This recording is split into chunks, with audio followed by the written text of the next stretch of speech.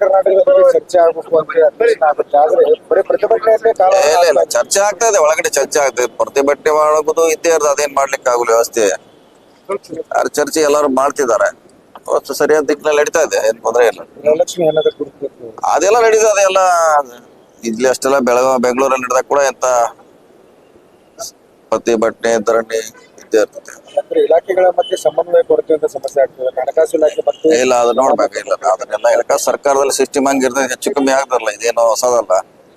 2 ತಿಂಗಳಿಗೊಮ್ಮೆ ಕೊಡ್ತಾನೆ ಇದೀವಿ ನಾವು ಗೃಹಲಕ್ಷ್ಮಿ, 3 ತಿಂಗಳಾಗ್ತೈತೆ. ಆದ್ರೆ ಇಲ್ಲಿವರೆಗೆ ಸುಮಾರು 26-27 ಕಂತುಗಳನ್ನ ಕೊಟ್ಟಿರ್ಬೋದು 30 ತಿಂಗಳಿಗೆ.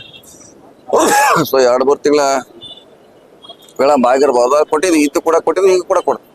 ಮಹಾತ್ಮ ಗಾಂಧಿ ಅದೇ ಅವ್ರಿಗೆ ಆಗಿದೆ, ಅದೇನು ರೂಟೀನ್ ಅಲ್ಲಿ ಇದೆ, ಅದೇನು ಅವ್ರಿಗೆ ಸಮಸ್ಯೆ ಇಲ್ಲ. ಹಿರಿಯ ಕಾಂಗ್ರೆಸ್ ನಾಯಕರ ಅವರ ಜೊತೆ ಅನಾವರಣ ಕಾರ್ಯಕ್ರಮ ಇನ್ನು ಸಿಎಂ ಅವ್ರಿಗೆ ಅನಾರೋಗ್ಯ ಬರಲಿಲ್ಲ, ಆದ್ರೆ ಕೆಪಿಸಿಸಿ ಅಧ್ಯಕ್ಷರಾದ್ರೂ ಬರಬೇಕಿತ್ತು ಅಂತ ಕಾರ್ಯಕರ್ತರು ಮಾತಾಡ್ತಾ ಇದ್ರು ಅಲ್ಲಿ ಕೆಳಗಡೆ ಕೂತವ್ರು. ನೋಡೋಣ, ನಾವಿದೀವಲ್ಲ ಸಾಕು, ಅವ್ರ ಪರವಾಗಿ ನಾವಿದ್ದೀವಿ.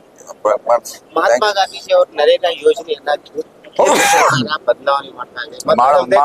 ಮಾಡಬಾರ್ದು, ಸರ್ಕಾರ ರಾಜ್ಯ ಸರ್ಕಾರಗಳ ಮೇಲೆ ಮತ್ತಷ್ಟು ಹೊರೆ ಆಗ್ತಾ ಇದೆ. ಇದ್ರ ಬಗ್ಗೆ ತಾವು ಯಾವ ರೀತಿ ಮಾಡಬಾರ್ದು. ಯಾಕಂದ್ರೆ ಅಂತ ಮಾನ ವ್ಯಕ್ತಿಗಳ ಹೆಸರು ಇಟ್ಟಿದ್ದಾರೆ, ಅವ್ರ ಹೆಸರು ಇರೋದು ಅವಶ್ಯಕತೆ ಇದೆ. ಅವ್ರು ಇರ್ಬೇಕಂತ ನಾವೆಲ್ಲ ಆಶಯ ವ್ಯಕ್ತ ಮಾಡ್ತೀವಿ.